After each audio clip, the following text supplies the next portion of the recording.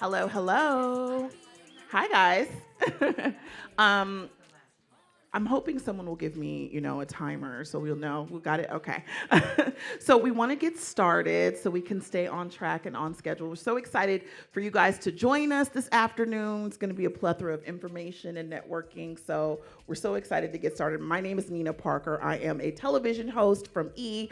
I've been on live from the red carpet, and I also have a show on Netflix right now called By My House. I'm also the CEO of the Nina Parker Collection, which is a plus-size clothing line for women from sizes 12 to 30, which is available at Macy's. So, thank you. I'm wearing it now. Go get it.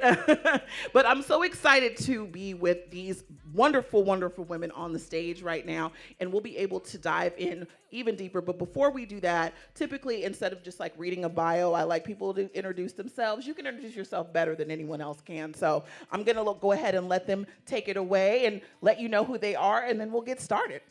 My name is Katie Lee. I'm a model, content creator, and fashion designer.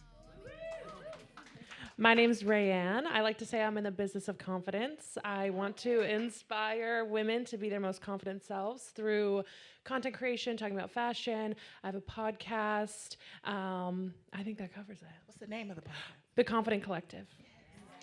Nice name. My name is Munera. I'm a content creator on social media, and I create like lifestyle beauty type of content. Sometimes I also make funny videos, but yeah, I'm excited to be here. Hi everyone, my name. Oh, I don't know if I'm on. Oh no, I don't know where the on thing is. Is it on the bottom? We can always share a mic too. Well, hi. There, I got it. I found it. Perfect. I do this all the time. Can you tell? Hi, I'm Mallory Shoemaker. I'm a content strategist at Adobe Express, and I've also been a content creator for about 14 years. I got my start on YouTube back in the olden days, and I have a podcast as well called What You're Reading. It's a queer bookish podcast that focuses on own voices content. So yeah, I'm really excited to be here. Yes.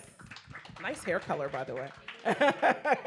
All right, you guys, let's get started because we are talking about content, but we're also talking about content with a purpose. I think, especially in 2022, we are all inundated with information from all kinds of places, from all different platforms, and it can be a little overwhelming to see it, let alone create for it. So I guess my first question is, how do you decide what you want to hone in on? Because I think, some of us have a couple of things we do, but we really try to keep it to 1, 2, 3 things mainly.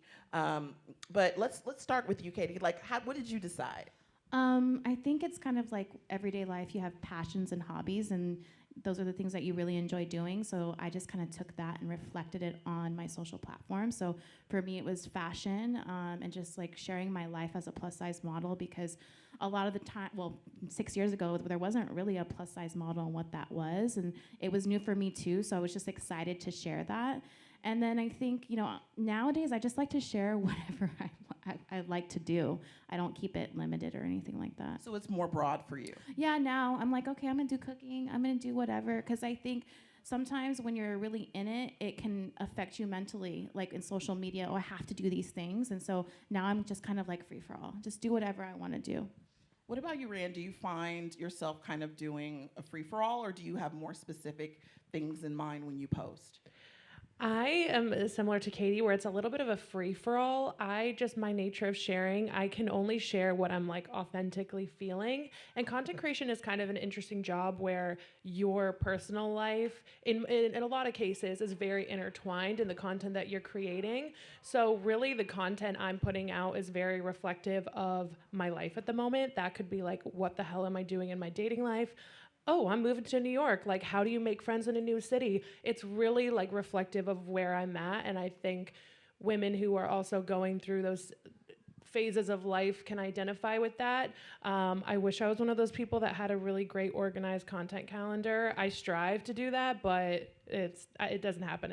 It's definitely a free for all. I am always jealous of the beautiful pages that someone can curate, that beautiful page with the perfect that brown filter that looks gorgeous. Mine is all over the place. I'm too impulsive. I'm like, I need to post this now. I don't care if it's matching. But I think people like seeing a little bit of like the messier side, like the curated, I think is definitely where we're moving away from. Yeah, that's a good question, because when we see the success of TikTok, it's very organic in the sense of like, you know, you can be on there with your acne cream and in your sweats, and those are the videos that seem to hit more as opposed to the ones that are look carefully curated, even though it could be carefully curated looking a little bit of a mess. But a lot of times it seems like the ones that are the most organic are the ones that do better, which is kind of the opposite of Instagram, right? Where Instagram was known to be really pretty and everything looked perfect, and it seems like that's a change. But is that a way into the better direction? We should ask you, Mahler, because you're ahead of trends right now. Yeah. Well, yeah. I think it is like. So I'm at Adobe, and Adobe puts out this trend report every year. And one of the trends to that point is actually, I think it's called radical realism or something like that, because we're seeing that on the internet. I mean, even on Instagram, like Gen Z is really leaning into that. Like, I'm just gonna post a carousel of, you know, whatever, blurry or this or that. So yeah, I think it's important to watch for those things, and I think people are gravitate towards it because it's authentic, right? Like, people are following other people online because of who they are and what they have to say, almost more than what they're posting sometimes. So, yeah, that's. Yeah, I think that's really important because I started off my account kind of in like a more like curated, strategic, like kind of following the trends, all of that stuff. But I realized that authenticity, especially on TikTok, is like way more important, and people just want to follow a person. They don't want to follow like a perfect version of a person that's like posted on the internet. So yeah. Do you have a different strategy for when you what you post on TikTok as opposed to what you post on Instagram? Right now, like ever since Reels was introduced, they're kind of like the same. I kind of just repost my same TikToks onto Instagram. But like in the beginning, it was kind of like just posting more funny, like more myself stuff on TikTok. And Instagram, it almost was like you have to look perfect in order for the stuff to even do well or be seen. But now I kind of just post whatever, like yeah.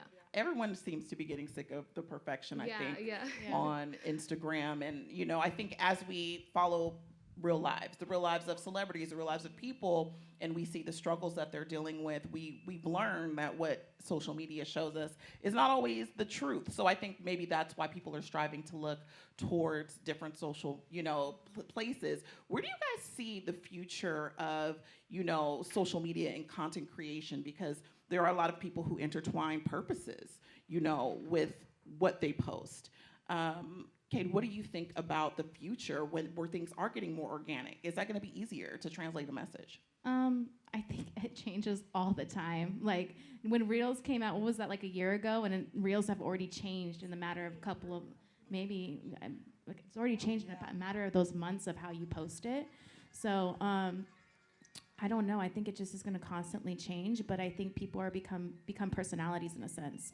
And sharing their lives, you immediately become a personality. And so people are into entertainment. I think for shopping, it's going to be a lot of like almost like QVC vibes. I mean, they're already doing it in China. We just haven't done it here, where it's like live QVC and then you can buy it right when you see it. I think that's going to happen. I don't know. What do you guys think?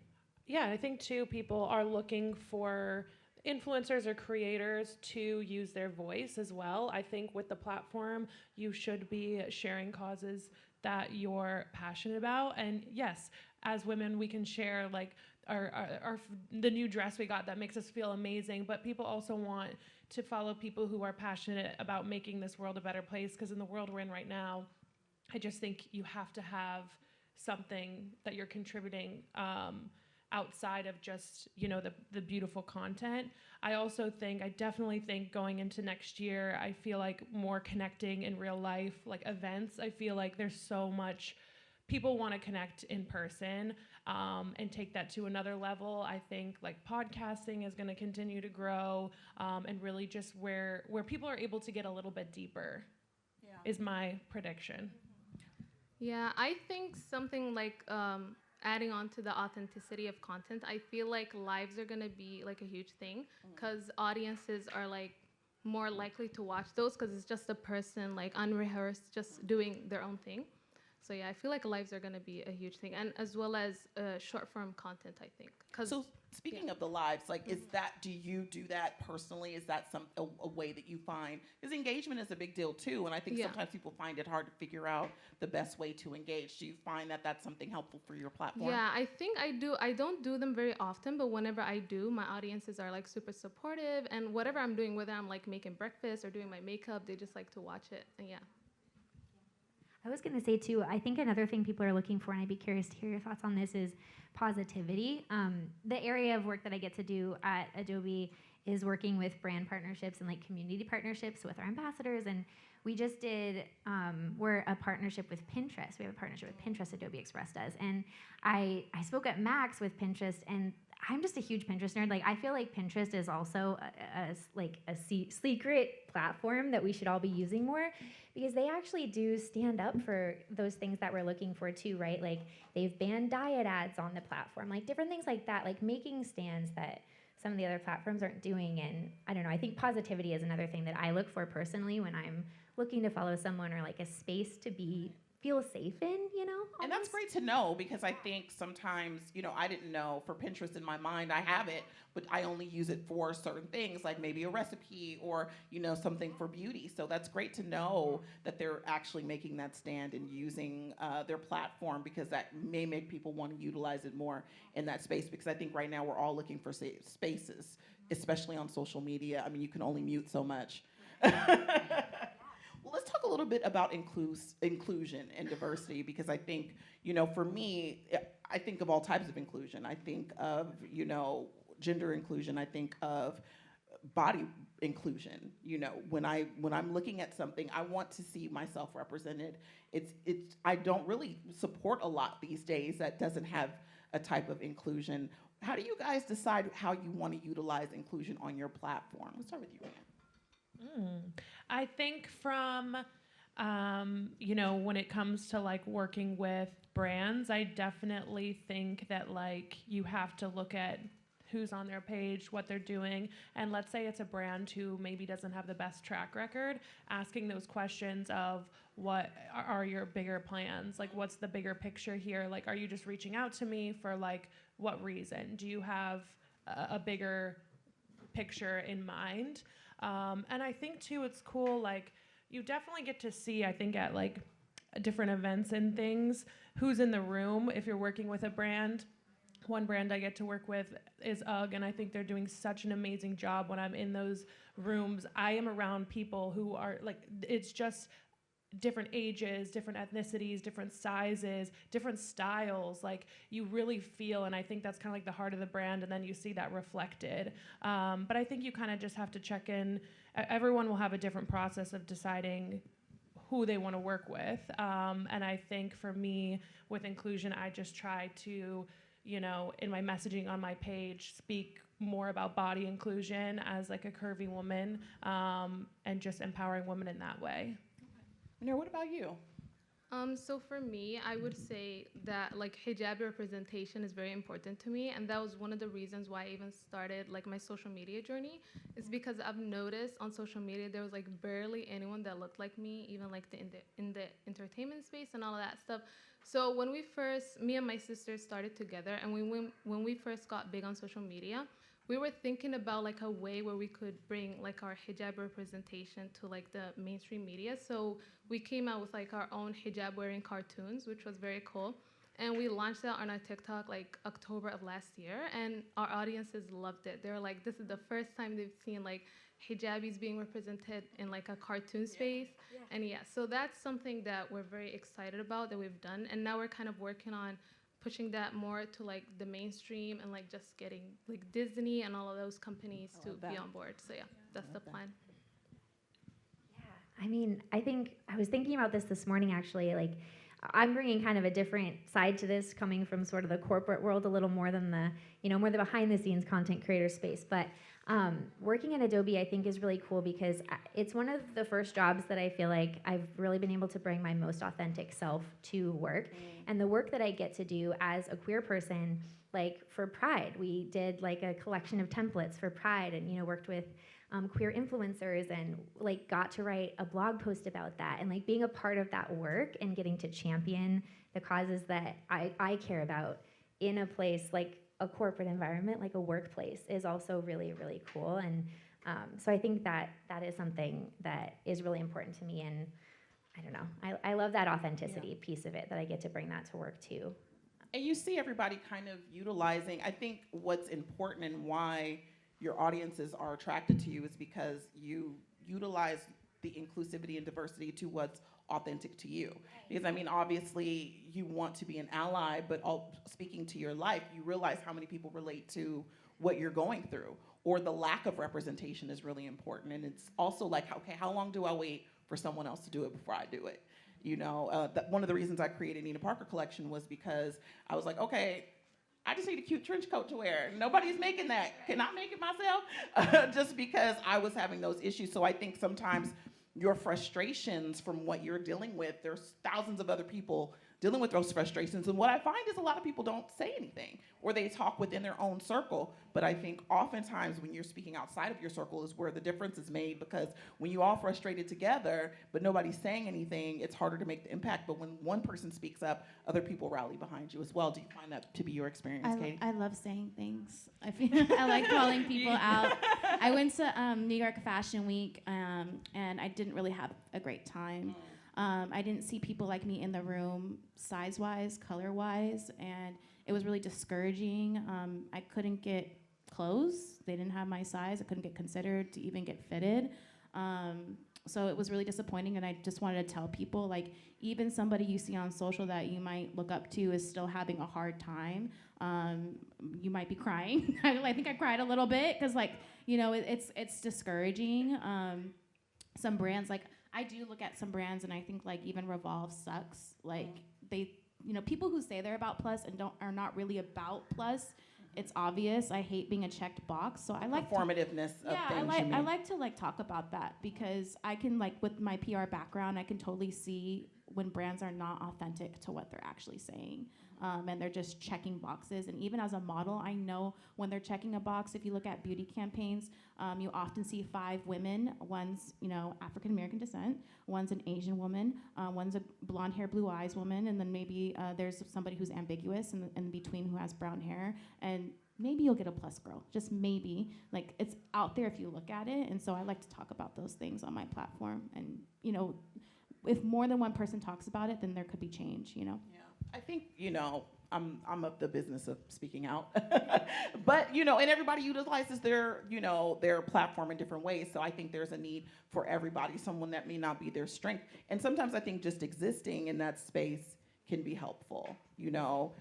If there's a person who's like you and you just exist in a space, sometimes that can be enough if you don't feel like you can speak out. Because I know there are a lot of people who, you know, that they're not built that way, you know. How do you think there's someone, Rand, who may not have the voice, but they want to make a difference on their platform and create content that attracts an audience of people like them? Well, I think what's cool is now you can have a voice even if you don't need to have a bunch of followers to have a voice. Yeah. Like, anyone in this room could, you know, get on TikTok or get on Instagram and share a video, and it could reach millions of people, which is so cool. And that's why I think we've seen a lot of change. Even though we have a long way to go, we have seen change in when it comes to size inclusivity or inclusivity in general, because people who haven't been able to be heard before now have a way to be heard by these brands or by more people that they didn't have before, TikTok and Instagram or things like that. Let's talk about social media practices, because I think when you build content, you start to, okay, this worked, or this didn't work, or I want to try this again. You start to, you know, obviously we know that in general there are rules, that these rules that you may or may not follow, right? But in general, you may start to create your own social media practices. Marina, do you have any practices that you say, okay, these are the things I want to do? Do you have, like, weekly goals, or is it just kind of like, hey, I do what I feel? Yeah, so for me, I would say in the beginning, obviously, I was kind of like, I need to make this work. So there were goals, there were, like, strategies that I was doing in order to like reach the goals that I needed. But I feel like now it's more of like just connecting with my audience, just posting whatever I want, and also inspiring people that look like me. Because I do get, ever since I started, I got a lot of messages from like young Muslim women that look like me saying that I've inspired them to create on social media, when that is something that like in our culture, even for me, it was like very hard for me to do because of the whole cultural aspect. It was like, yeah. So I do think it's very important to just share those messages, and I try to do that every day. So, yeah. I love that. In speaking of speaking out or having content that has a message, you relate to a lot of people. You also attract trolls, right? You attract when you are promoting something and trying to bring positivity. Always there's a different side, right? Where you know, if I'm promoting body positivity, there's always going to be someone in the comments who's going to make a negative comment about that. I want to talk a little bit about how you guys manage that. Some people put other people on blast. Some people just block and move it forward. I want to talk to you each individually about how you deal with that, because you all have different platforms, and so you're attracting different types of people. But the one thing that is constant is the troll is going to pop up, you know, and that can be discouraging, especially if you're in your early stages. And I think, you know, for me, my background is TV, so I've been used to it in various ways for many years, so it doesn't bother me as much. But someone who's new to content creation, and their only audience has been friends and family, they don't know how to deal with, you know, now they get a popular video and now there's these random people leaving comments. That could be really discouraging. It could cause someone to stop doing it. So I just want to go down the line and have you guys talk about how you deal with trolls and how someone who may be new in the space can help combat that. Yeah, I have like two ways of dealing with it. The first one, when I'm a Cancer, so I'm a little bit moody. So like if I'm feeling really good, I'll just ignore it. Usually I have my boundaries. I don't look at my comments. And I move forward. If I'm feeling a little feisty and somebody gets to me, I use it and I show my followers like, hey, like this is happening to everybody, and this is how I'm gonna react to it. How you know, it just depends on how I explain. It depends on the situation, on how you explain yourself of what's occurring, and you share your story. And then a lot of girls are like, that happened to me, or that's really relatable, or whatever that is. And so I have two routes. Some days I'll just go the highway, and then sometimes I just call them out. Yeah. Yeah. Ruthless. Is I your love strategy it. to call them out? Katie's more bold than me. No, I feel really lucky that I actually really don't have to deal with that many trolls. Like I think it's important to look at, in comparison, the amount of messages of positive feedback you're getting. Like, you know, when girls say, oh my gosh, I've never seen someone represent me like you do. And you're getting these messages, like, that is so powerful, but it's so easy for 10 of those messages, one negative. So true, right? You're like, I'm the worst. Oh, like, what am I doing, you know? So I think it's really good to just check in with yourself, and really just, I think mental health is such an important thing to, like, if you need to take a break and step back, like, social media is not the end all be all. Yes, it's an important tool and an amazing way that a lot of us have created our careers, but like, your mental health is the most important thing. And if you need to step back, like, you need to do that. And remember, you know, that quote that everyone says is hurt people hurt people. Like, have you ever gone on someone's page and said, oh my gosh, you're so fat, you look like trash? No, because you're like, to think about someone who is doing that, like, it's hard for me, honestly, to even wrap my brain around it. And a lot of times it's like, you know, hidden accounts or fake accounts. It's not even worth your time and your energy. It's a very unique experience, right? Because we all can see what everybody, if we all follow People magazine, I can see what you say in there. I can say over years, I am so happy I've never seen my friends in comments saying crazy stuff. You know what I mean? I'm like, I've never seen anyone that I know personally leave a troll comment. So I don't know where these people live, but it's it's most of the time people are decent to each other. But I do agree the bad ones do stand out and maybe hurt a little bit more. Right? Yeah, I would say from my perspective, I just have empathy for them, because I feel like, same as you said, like, hurt people hurt people. And if they're like going out of their way to comment something negative, because I feel like one of the most popular hate comments that I get is like, wait, we want to see your hair. I'm like, what? I can't do that. Like, what? So Yeah, so I just try my best to ignore it. There's also something called comment filters on TikTok for anyone that wants to get started on TikTok, where you could like type some words. Like if you keep getting repeated hate comments, you could just type those words and they won't even be shown. And another thing I've noticed is that sometimes when someone comments something hateful, like a lot of people just like to jump on the bandwagon and just kind of go on that whole like thing. So I just like to not give it any attention, and I just focus on the positive more. I like Yeah. it. So everybody kind of deals with it differently. What is your advice, Mallory? Well, I'm a Sagittarius and a Scorpio, so I kind of play both sides too a little bit, Katie. Like on my own personal page, I tend to be more of the ignore it, move on, just let it go. Maybe I'll delete and block like if I see more than one. But where I get a little feisty is on my friends' pages. Like I okay. feel like sometimes I need to stand up for my friends, so I'll go and like, oh, that was uncalled for. Meaning Like think defending about them. yes, exactly. Like think about it from this perspective instead, or so that's kind of how I play the troll. No, but sometimes your audience actually really, but like, just wait a couple minutes, something will happen, and they'll go in there, and you don't even have to say anything. Yeah, it's a lot. That is some advice too. Once you do build an audience, you have people who appreciate you, and it is like a family. And just like you would defend a friend or a family member, they do that for you, and it does create a sense of community in a sense. I feel like, but we are talking a little bit about content creation. But let's talk about mental health within that, because something like that could take a toll on you. But even like being productive can sometimes take a toll on you, right? Because you're posting, you're constantly checking comments, you're looking at messages. Maybe you're getting brand deals because of what you're posting. It creates this machine where you do get really inundated with what's going on social media. And then you look up and, it's dark outside and the day has gone by, and that can go on and on and on day by day. So how do you guys deal with, managing your mental health and social media comments from people, navigating deals, thinking about creating content? I want to start with you. So for me, I would say first, like I'm super grateful to have the platform that I have and like all the deals and all of that. It's great, but obviously it does come with like a lot of stress, because if you're you don't know when the workday ends, because we work for ourselves. So it's like you're just working from day in. You wake up, you work, you sleep, you work, you wake up. So that's kind of the cycle. But one thing I've learned is I just have to like make a schedule for myself. I usually just do I work on TikTok or like any social media stuff for like 3 days out of the week. And the rest of the week I just like to chill, like just hang out with my family and all that stuff. So yeah, that's one thing I think has helped me a lot. Try to create your own Yeah. boundaries for yourself. Yeah. Yeah, but boundaries are not always for other people. Sometimes you have to create them for yourself too. What about you, Ran?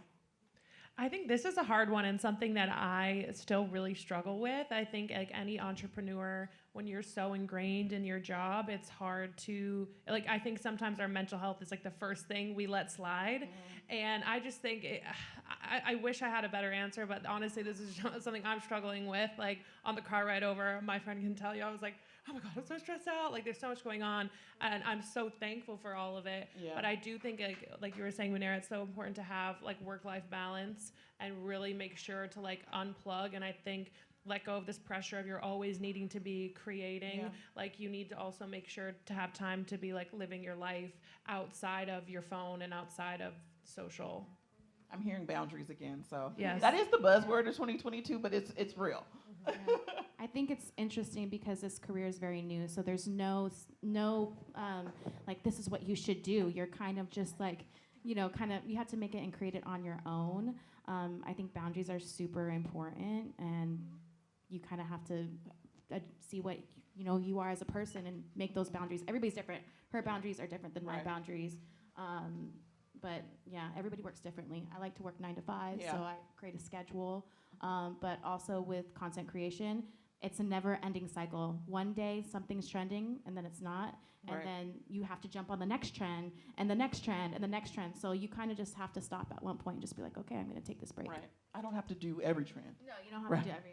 Exactly. I like, sorry. Sorry.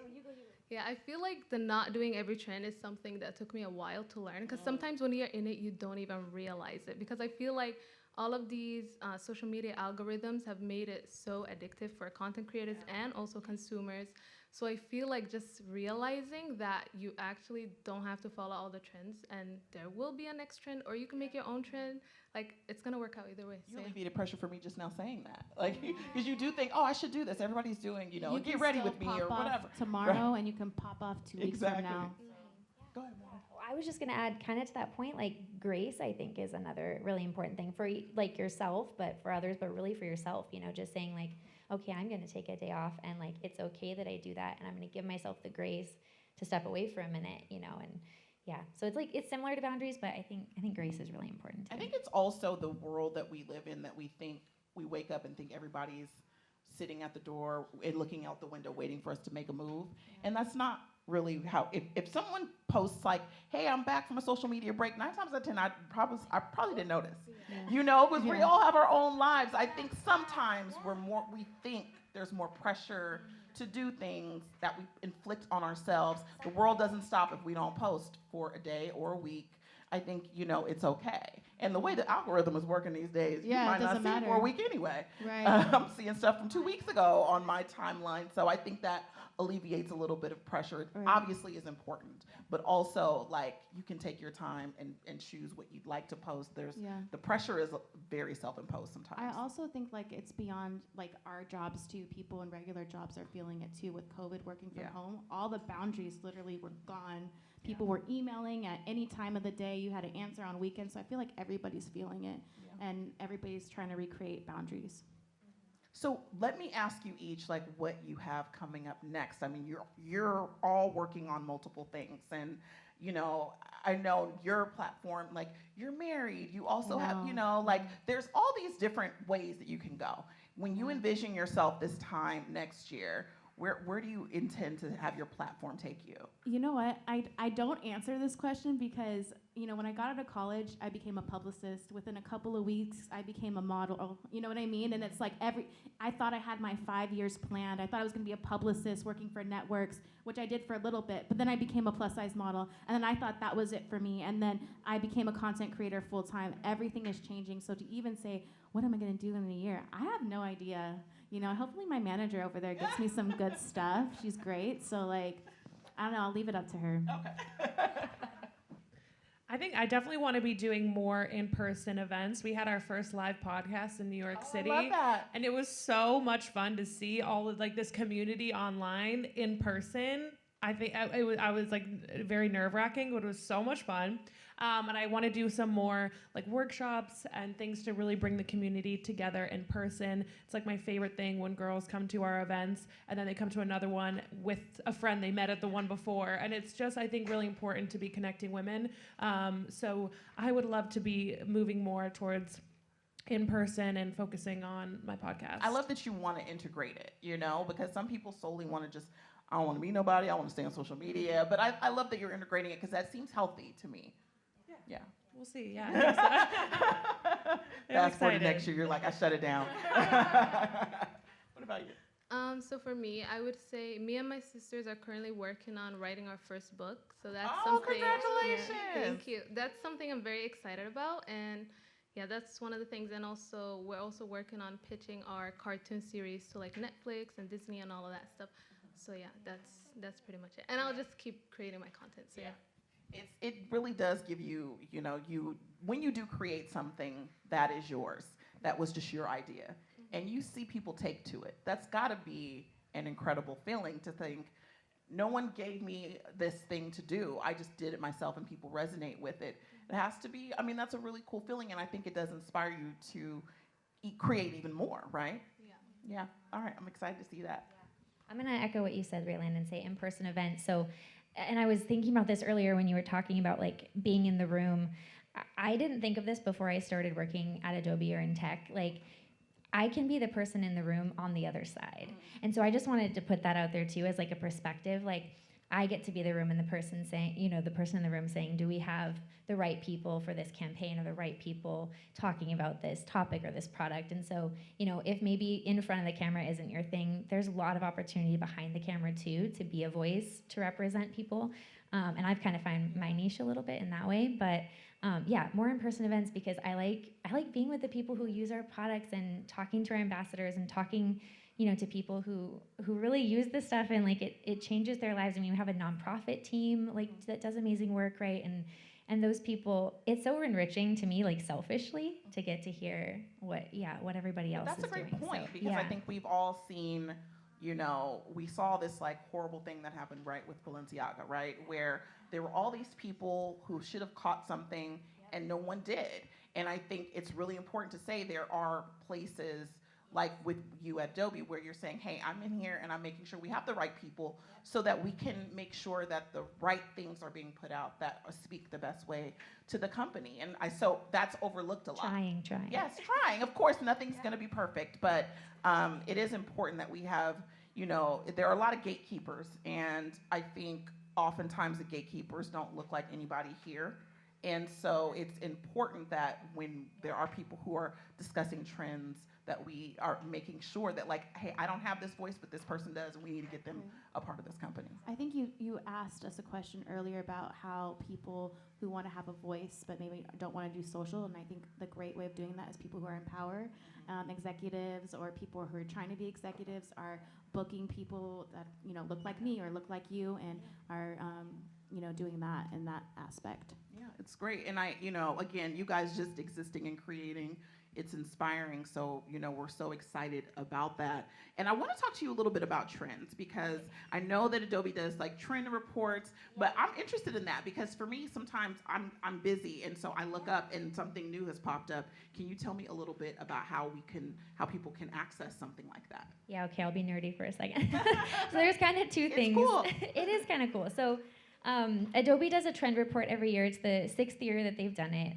There's only 4 trends on the report this year. The only 2 that I can think of right now are radical realness, which we were talking about earlier, and then it's called retroactivism or retroactive, I want to say. It's like we were talking about that too. But so that's one way, you can go see like what Adobe is predicting based on research, and all that good stuff.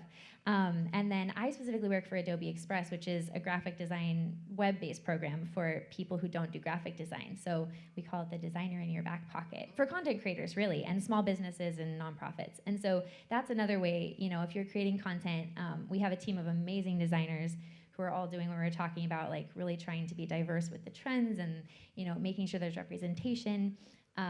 And so all of the templates that we put into the product are also based on trends. So you can kind of just go in there and browse and see like, you'll see like even visual trends that are kind of popping off right now, represented in the content there. So I think whenever I'm feeling uninspired, I'll just go in there and say, oh, what's new right now, So those are a couple ways I would say. But. And I think like, as you see, everybody has a different voice and a different platform, and it's working for you. And whether it's I don't know where I'm gonna be in a year, but I'm gonna figure it out, and it's just kind of riding the wave, or hey, I want to do more in-person events or creating a book. I think those are all super inspiring, and you can kind of use that to apply to your own life. Now, before we wrap up, I wanted to see if anybody in the audience has any questions. Now would be the time. If you guys are thinking about content creating, I know oftentimes these are hard and awkward because people are scared, but don't be, because we're family, And if you ever have, thoughts about content creating, this is a great panel to talk to because it's such a diverse panel. So does anybody have a question? No questions? Are y'all sure? Well, Go ahead. I was thinking about starting a podcast based on a screenplay I've already written. So I thought that would be a good segue to start it off with a podcast so that you're kind of promoting, if you will, your screenplay that's going to eventually, you hope, get produced, right? So does anyone have any tips for me, or Be the podcast queen. what do you think I'll- about All, sharing that? all I know is I don't know if you guys heard of Vanish, that podcast, but they did like tours. It blew up. Yeah. And that's like a great way to start because you don't ever know what's going to happen, Or even short form content on TikTok. Some people will like chapter 1 and then they'll say it. Like they'll starting green that screen way it. and then Yeah, leading and that into a can go podcast from it. viral. That's always fun stuff you can do, and you can resource it to your reels, resource it to your YouTube shorts, resource it to Pinterest. I mean, you could do a whole thing. Yeah. Yeah. I mean, I think you said you're trying to promote like a screenplay. Screenplay, yes. Yeah. So, like if somebody said, "What is your screenplay about?" They've already kind of got an idea from the podcast itself, and you're talking about things that are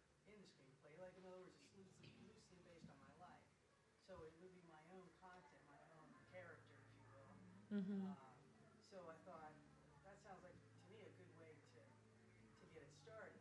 But I was wondering if that am I on the right track with that? Yeah, I honestly think the most important thing is like consistency. With podcasting, I think it's really like if you're gonna do an episode every Tuesday, you gotta be consistent. You could even look into doing seasons, which might work for what you're looking to do, and batch them and have it come out. So you have these episodes and then ready to come out. But I think consistency is really, really key when starting a podcast. I have another idea for you. Okay, so I think that you should first research some of your favorite podcasts, maybe of people who've done something similar to you. But then I also think you should document how you're doing it, because some people are like, hey, I really have this product or this screenplay that you have, and I really wanted it to work, and these are the routes I'm going for, just the journey of you doing that. Some people are really into that on TikTok, too. That's a niche as well. I'm going to do it. Oh, sorry. Yeah, go I'm ahead. going to do a shameless plug. Also, check out Adobe Express, because you can start for free and you could make all of your podcast graphics in there. I use that for my podcast actually as well, and just has my colors and my fonts and my brands in there, and I can just remix it and have my content, so I don't even have to think about it. Yeah. I love that, because sometimes looking for someone for graphics is the hardest part. Totally. And expensive, right? Like you want to pay the people what they're worth, and sometimes you don't have that. Well, guys, we do have to wrap up, but we appreciate you being here with us.